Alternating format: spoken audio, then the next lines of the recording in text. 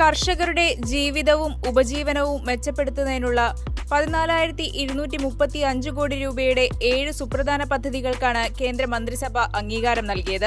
Digital public ഇൻഫ്രാസ്ട്രക്ചറിന്റെ ഘടനയെ അടിസ്ഥാനപ്പെടുത്തിക്കൊണ്ട് കർഷകരുടെ ജീവിതം മെച്ചപ്പെടുത്തുന്നതിനായുള്ള സാങ്കേതിക വിദ്യ ഉപയോഗപ്പെടുത്തുന്നതാണ് ഡിജിറ്റൽ കൃഷി ദൗത്യം. കൃഷി സംബന്ധിച്ച വിവരങ്ങൾ കർഷകന് ഒറ്റ ക്ലിക്കിൽ ലഭ്യമാകുമെന്നതാണ് ഇതിന്റെ നേട്ടം. 2,817 കോടി രൂപയാണ് പദ്ധതിക്കുള്ള ആകെ വിഹിതം.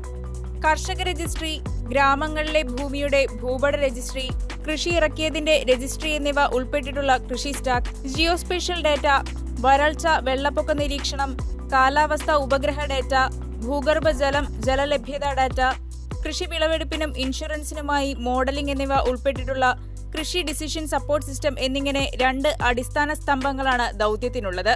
2047ഓടെ ഭക്ഷ്യസുരക്ഷയും കാലാവസ്ഥാ പ്രതിരോധശേഷിയും ഉറപ്പാക്കുന്ന 3,979 കോടി രൂപയുടെ പദ്ധതിക്കും കേന്ദ്ര മന്ത്രിസഭ അംഗീകാരം നൽകി.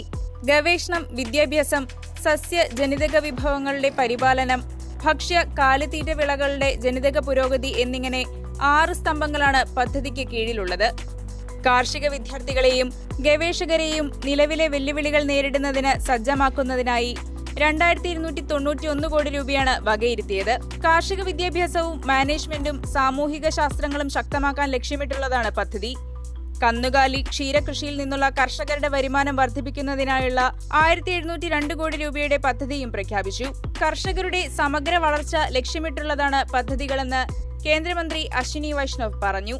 ये 7 बड़े प्रोग्राम आज के इस कैबिनेट मीटिंग में माननीय प्रधानमंत्री श्री नरेंद्र मोदी जी की अध्यक्षता में आज अप्रूव हुए और ये सातों के सातों डिसीजंस ऐसे डिसीजंस हैं जिससे किसानों की ज़िंदगी में, उनकी लाइफ में और उनके लाइवलीहुड में दोनों में सिग्निफिकेंट इम्प्रूवमेंट आएगा.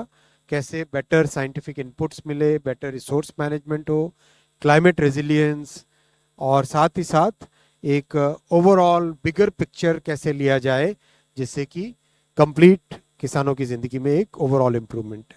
ഹോർട്ടിക്കൾച്ചർ സസ്യങ്ങളിൽ നിന്ന് കർഷകരുടെ വരുമാനം വർദ്ധിപ്പിക്കുന്ന 1,729 കോടി രൂപയുടെ പദ്ധതിക്കും അംഗീകാരം ലഭിച്ചു. കൃഷി വിജ്ഞാന കേന്ദ്രം ശക്തമാക്കാനായി 1,202 കോടി രൂപയും പ്രകൃതി വിഭവങ്ങളുടെ പരിപാലനത്തിനായി 1,115 കോടി രൂപയും വകയിരുത്തിയിട്ടുണ്ട്.